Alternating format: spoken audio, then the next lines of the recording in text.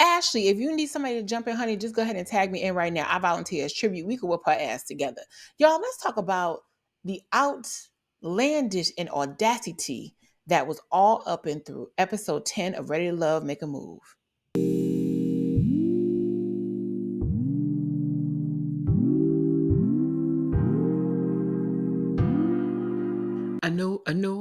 I know. It's been a long time, Question Crew, but welcome back.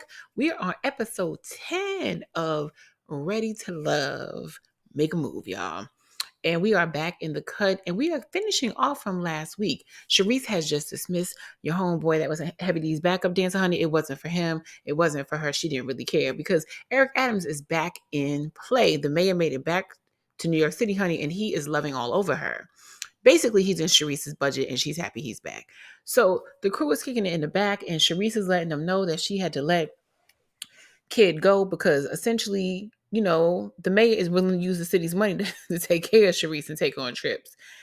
And she's happy with that. Everybody else is with their keeper, having a good time in the backyard.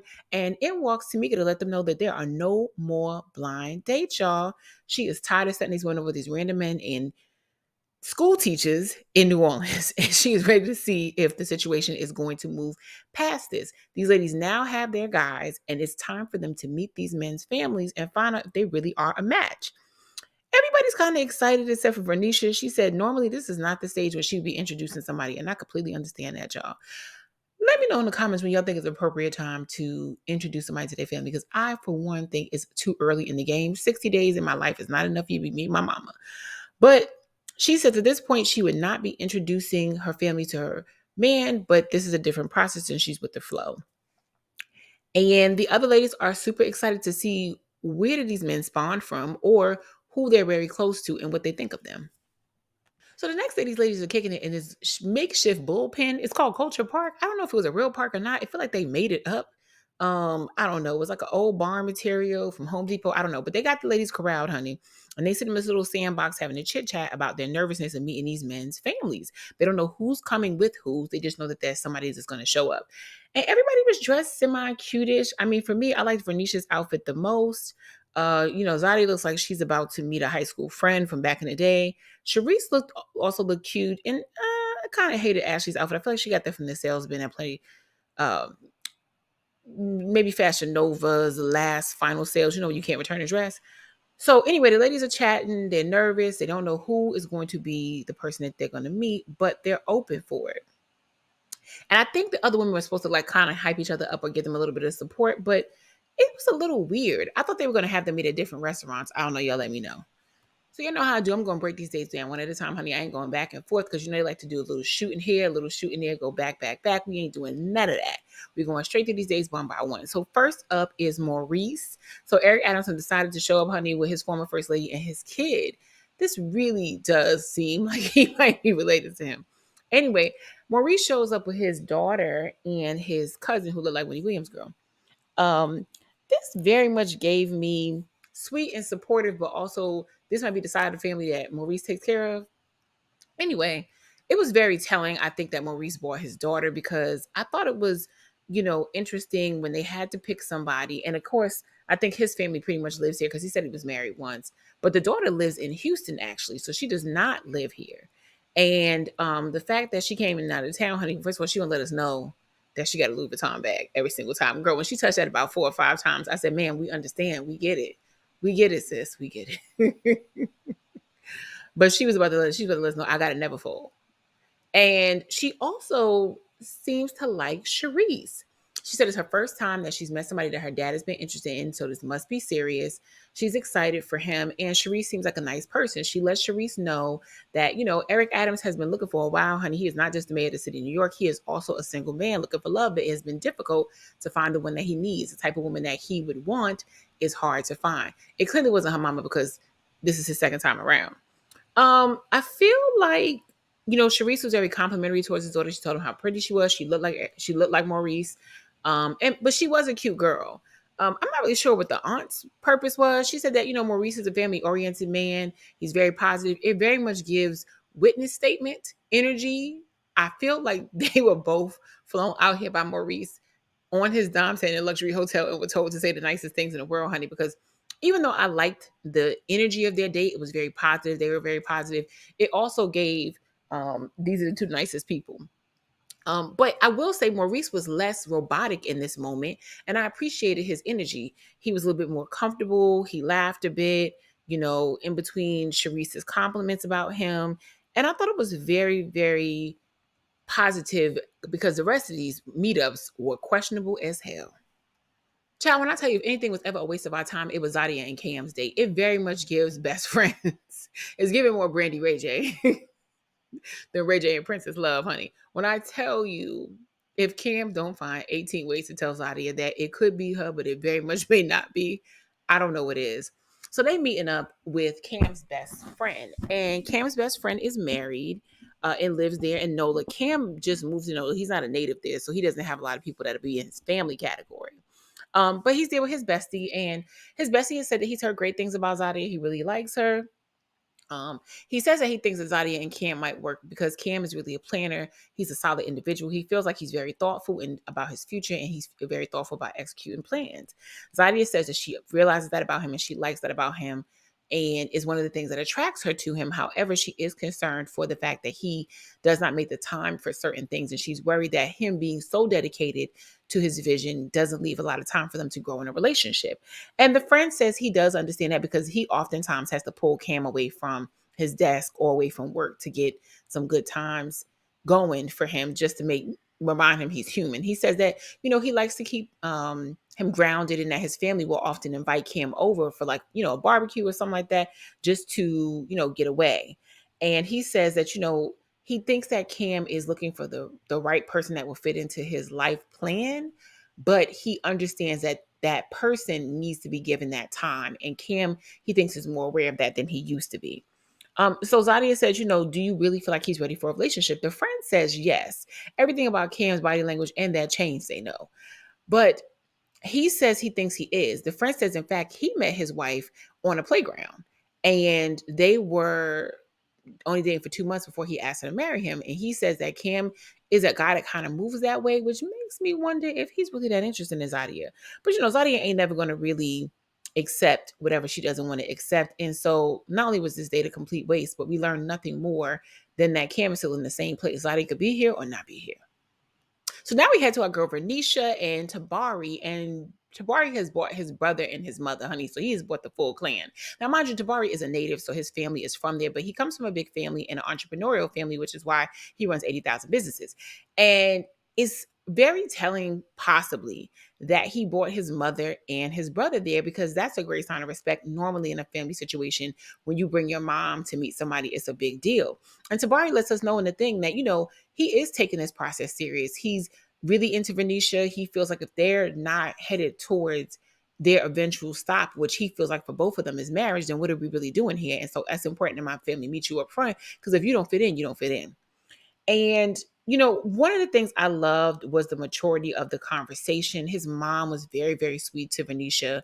And Venetia even noted that this is the first time, after them having the conversation, that she really felt very welcome since she was like maybe 16, with a mom that was really embracing and also understanding and also someone who was very connective. A lot of times women can feel cold or the mother's in competition with the woman. And so it was nice to see this lady be very gracious and nice to Vernisha and complimentary, but also very honest with what she would want for her son and also how she's raised her children. I also liked his mama. She seemed very, very cool. I like that her and Venetia had a lot in common regarding their upbringing. The mom didn't go to college, but she did make sure that her sons went. And Venetia also, who is a very successful cosmetologist, and owns, I think, two salons. And she, also didn't go to school, but she drilled that into her children. And her children are, successfully, in college, and one is on the way. And I think she has one younger one that's about to graduate. So Venetia got her stuff together, and she's trying to make sure her kids had their stuff together, regardless of their situation. And I really love that her and the mother vibed. I thought Venetia's outfit was very cute and appropriate. And Tabari's mom was really positive. Now, one of the things that I thought was really a little thrown off for me is when Venetia said that Tabari had an issue communicating. I'm not sure that I thought it was appropriate for her to bring up that situation in front of their mom, because I feel like you got to be careful with including family into little drama between you and your significant other because it could not go well. And if you open up that well, they may feel the need to be able to or feel comfortable commenting on any part of your romantic relationship when Tabari go to them or when you go to them. And that could be a can of worms that you don't really want to open. It's a Pandora's box, honey. Once it's out, you don't know if that's going to be something that you're going to want to be a situation because it could get messy as hell. And his family going to ultimately side with him. And his mama sort of did side with him, but she did say you have to be patient with him. His brother also chimed in and said that he understands exactly what Venetia was talking about because Venetia says that their problem is communication. She feels like Tabari, her had that phone call issue, which I know I thought was a little bit petty as hell, but that, he fell off from that and she wasn't really feeling it. And he said that he understands Tabari can get bogged down at work. Both he and Venetia are successful entrepreneurs. The brother says he's also an entrepreneur because, the family got money, honey.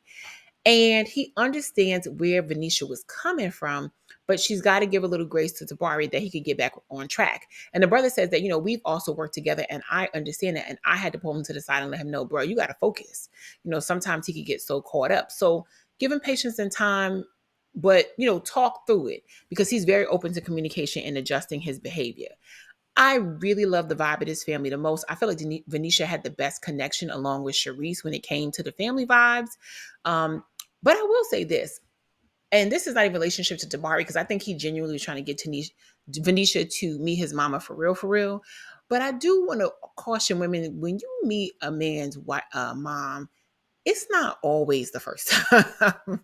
And I do think that while in this instance, it was a sign of respect and wanting his mother to meet somebody he thought was important, be careful of thinking that just because you meet somebody's mama, that means that that you're special or different, honey. Because some of these mothers have met everybody.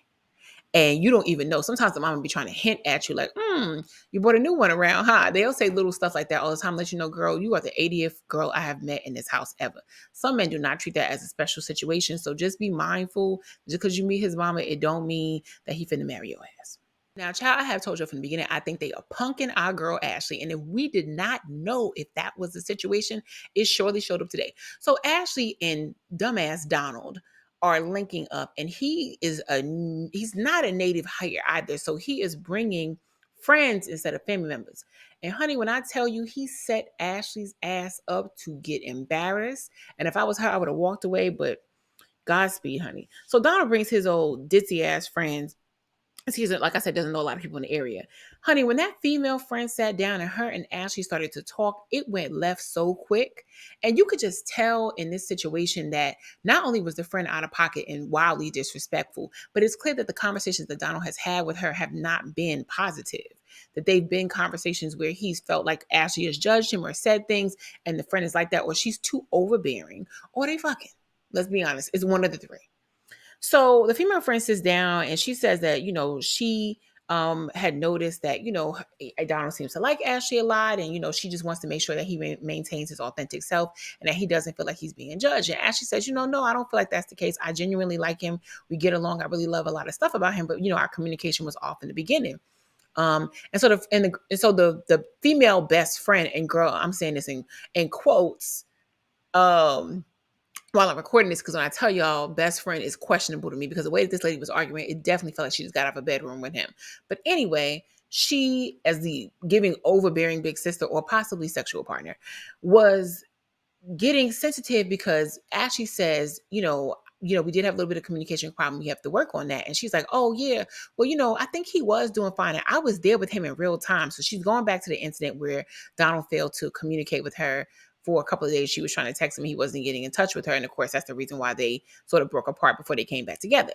The friend lets Ashley know that she was there in real time and she saw him actively sending her messages and stuff. And she's like, okay, but sis, I didn't get it. And on my end. And, we kind of had to talk about that because, there was some issues that had to be addressed. And, instead of letting Ashley finish about different things, she brings up this whole issue about, Ashley, addressing his clothing and things like that. And Ashley's like, we got a whole little wardrobe thing we working on. She's like, see right there, you trying to change him.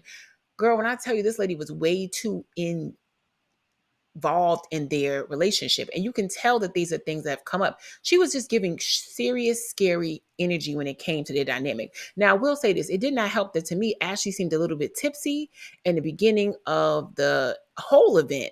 Like the drink that they had with everybody before everybody even showed up with the girls kind of got her tipsy. And she was a little loud every time somebody's new family member came in. It was giving Ashley energy, but it was also getting mixed with Hennessy.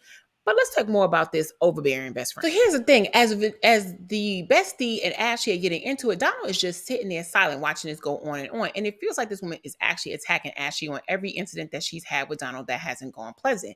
And Ashley is having to defend herself on why she said the things she said, and Ashley specifically is saying that this dating show or this process is about her finding love. And although it's important that Donald finds love, she has to be true to herself. And a friend is like, well, you're being selfish and you keep saying you. And I'm like, girl, if you don't shut the hell up, why are we feeling that way? Even Venetia was sitting there before she started her date with Tabari, and she's sitting there like, girl, you kind of going off. It is weird. She tried to bring some common sense to the situation, but she saw how people she ran for the win, and I completely understand why. The guy that's sitting there is saying nothing, and so is Donald. He's completely leaving our girl Ashley out there with no type of support. He's not shutting his friend down. He's not shutting the conversation down. When I tell you I was like, Ashley tagged me in because I really was going to get up in that. Like, girl, why are you in their business this much? You have to really be mindful of situations like this, because really what she did was she came in with a battery in her back already. And that to me tells me that Donald wanted to say things to Ashley that he felt he could not communicate. He was trying to communicate them through her, and he knew the type of energy she would bring. And Ashley really should shut the situation down from there, because, girl, you're not going to be invited to our wedding. And on top of that, the energy was just weird. You got to be aware of them best friends, honey. Don't forget Blair Underwood. And if you want to go further back, honey, remember Simone and Cecil from Married to Medicine, that little best friend that kept getting in their business that he played golf with? That, be careful about them best friends. Child, so they trying to lighten up the situation. Everybody done had their dates and their family at this point ready to own is like, look, we need to get this back on track because y'all starting to scare us. And, it's getting weird. They decided to bring in a random second line because, honey, they think everybody in New Orleans is sitting on the side of the corner with a saxophone ready to blow. They do a cute little second line in the area, and everybody seems to be dancing and getting along, honey. And we're transitioning from this space. We're not going to act like that conversation wasn't completely weird. And of course, Ashley addresses it later with Donald. We move forward. And honey, when I tell you, Venetia going to step out, honey, anytime she going to put that shit on. And I respect and love her for this, because even if you're a woman of a certain age, I feel like a lot of women forget in the process of dating a man, or even if you are married, to date your partner. And that means like how you come together, how you pull stuff together. Put that shit on, honey. Make sure that you always are pulled together when it comes to going out with your man, whether it be in a very casual place, but definitely when you're going on a date, you should be looking like your guy's fantasy to a certain degree. Smelling how he like, dressing how he, likes, and how you feel comfortable. But we don't want to make it so that we're not trying to keep the sexiness and the flame going in a relationship. I really appreciate that.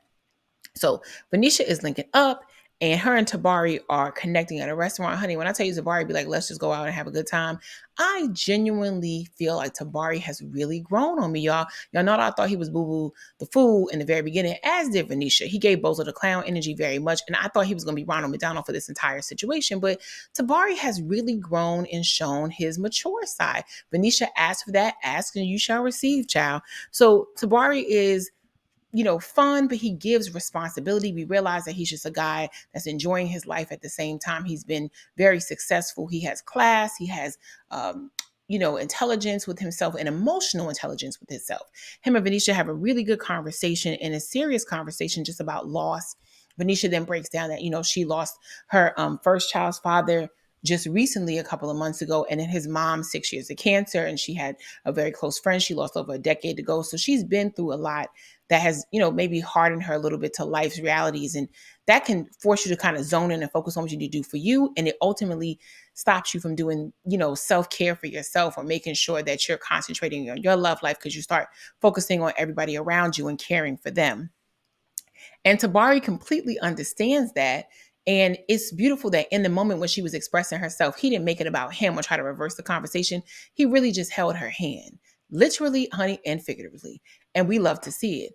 When I tell you these two are instantly my favorite on this show, I really love the energy that he's bringing to her. I really like that he's being very focused on the conversation, that he physically gave her comfort in that moment. And he has no problem expressing, and being able to really identify the areas that he needs to work on, but also to identify the needs that Renisha has. So I'm definitely digging it. I still want her to do a full background check because, we never know. But I loved how he talked to her about calculating the loss of a loved one and how we don't oftentimes do that because we're just zooming through life and we don't realize how it's caught up with us. But they are absolutely my favorite and I'm completely rooting for them. Yeah, we think we got peace and we think we got love and we think we got understanding. The dates have gone well. The ladies have met the families. For the most part, everything has been mostly positive, except Ashley fighting over with Don's ex-lover, honey. And so we're in the living room with Zadia and Sharice, who we feel like have worked through their hump and their problems and their issues because the ladies have been through some things. And so Sharice is sitting down talking with Zadia and they're having a conversation about, what Ashley went through on her date. They think is wild and bogus that his friend would at Ashley the way that she did. And Sharice wonders, in fact, because this woman has done all of these things so aggressively and all of these questions so aggressively to Ashley, was she ever secret lovers? Because that's what we think they are. And so Sharice is like, look, any woman that's that aggressive, any woman that's that forward with you, any woman that's that bold, and that man is not saying anything, she's definitely getting in between the sheets with him. And so she says, I would have been asking questions, anything like, I don't want to meet your female friend. She said, if I am dating you for the first time and we're hanging out, I'm not interested in meeting your female friends just yet. I don't know what that situation is. I'm going to have questions before meeting them. Like, did you ever date? Was there anything serious? Did she ever like you? And you do got to watch out for them ones that always wanted the man and never could get him and still around. Like, child, you got to pay attention. And I'm not really thinking Sharice is really wrong on this. She's just saying, don't be bringing them around too quickly. And I need answers before you do. Zadia feels different, or really does she? I don't think she does, but she just wants to have an issue with Sharice. And honey, when I tell you Sharice handed her mother issues, she handed her issues. So Zadia says that she feels differently about the situation. And Sharice says, I don't know how, it could get weird. She mentions that during her own season in Miami, LJ had something similar happen when he went on a date with his ex and two of the other girls, actually. And one of the girls, Trinika, asked the ex when was the last time that her and LJ were intimate. And she said a month ago. And that's when Trinika said she removed herself from the situation, honey, because she wasn't fit to be involved with anybody who just slept with his ex last month. You are not here for love. And so, Zadia says, you brought up LJ. Now, she brought him up as an example, and obviously Zadia knew who he was because he was just at the house a couple of weeks ago. But Zadia chooses to take this moment to dig deeper and say, is there been anything with you and LJ? And Sharice says, oh, no, we dated on the show, but we're platonic. We're just really cool friends. She said, oh, I didn't really realize that because I feel like when you were at the door and he was saying goodbye, you gave him like a long kiss. And Sharice is like, girl, what? Now, let me tell you something. Anytime Sharice that little light smile, she about to rip your throat out. And I don't know why Zadia took it here. Girl, y'all are just back at peace. A peace that you said that you wanted, a peace that you said that you needed for y'all to have positivity in the house. And mind you did not like when Sharice put your business on Front Street in front of Tamika. So really you've been waiting this whole time to try to expose what you think was exposing Sharice. Honey, so she goes on to say, did y'all not have a little moment? And Sharice is like, no. And Sharice gets up because she is pissed. And I think she also spilled water on herself, honey. And she is pissed at the fact that Zadia would even imply something that's going on with LJ. We're on this show. Why would you even do that? This is just my friend. She said it was a peck at the door, nothing else. It was nothing more.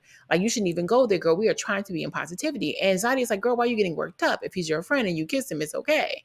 And Sharice is like, you're trying to play with my character.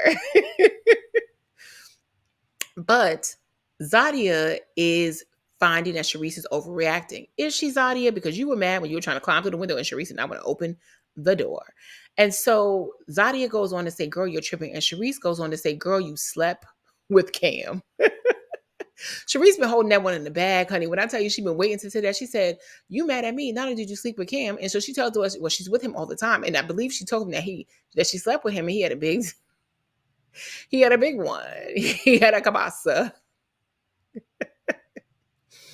And Zadia is struck, honey, and says nothing about it not being true. When I tell you Sharice was holding on to them cards and she played that ace as soon as Zadia tried to play her, and then they go on to this whatever argument, but Sharice done already let it out. She said, you can kiss my A, and gets up. Zadia says, you don't have much of an A. Sharice said, it don't matter. You slept with that man.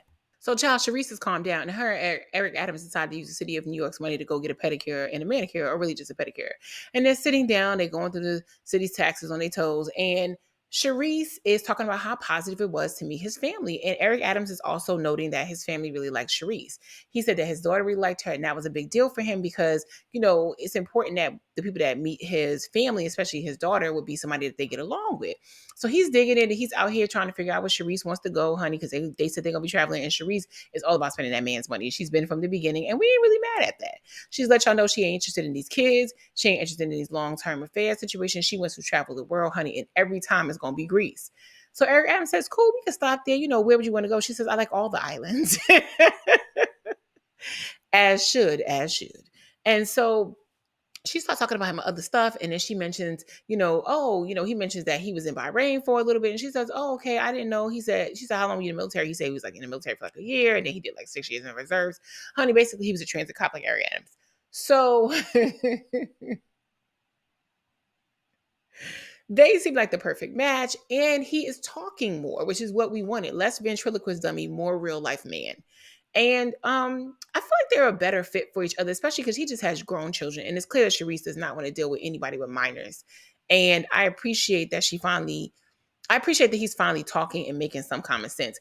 Over on the other side of town, Zadia is continuing to like make less and less sense and really not accept what Cam is saying to her.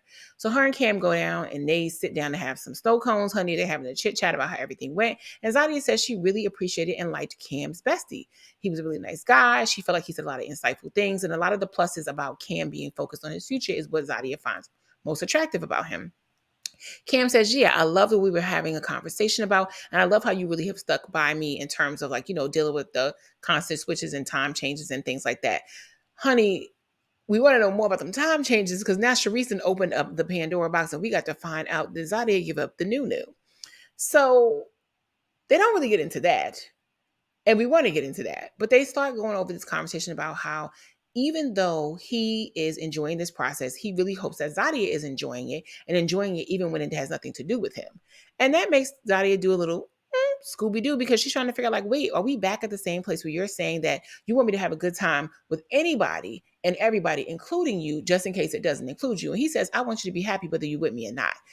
So GP, are you with me? it's what Zadia really wants to know. Like, are you here or you're not here?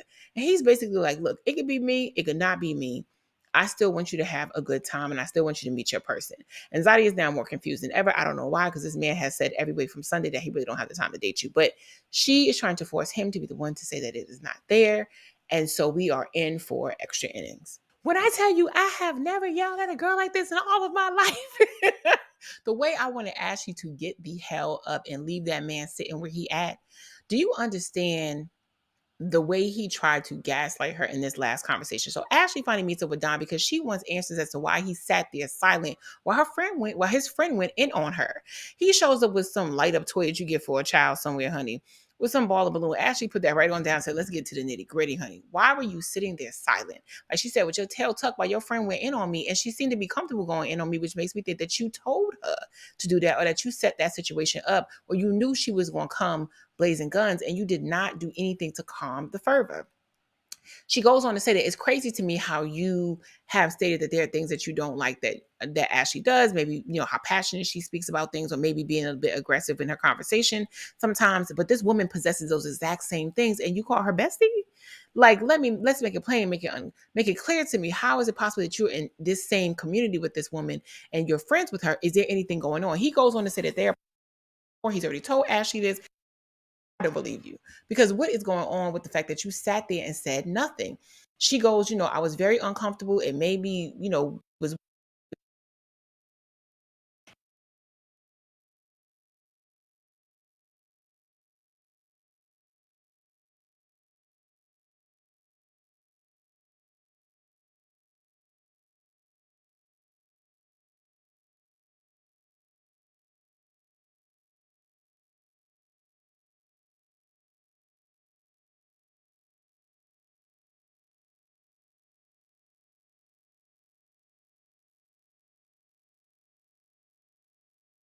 I'll be.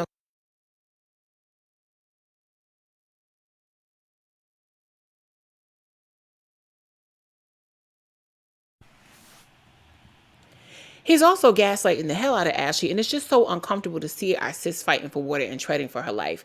It was the way in which he was trying to play her that I did not I like at all.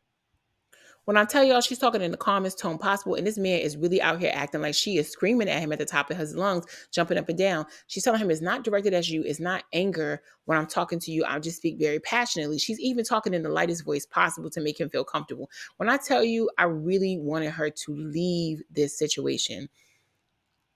I had no respect for this guy at this point, and I'm not really sure why we're continuing on this conversation or this date to another time, but I guess she can't kick him back down the street, honey, in a can.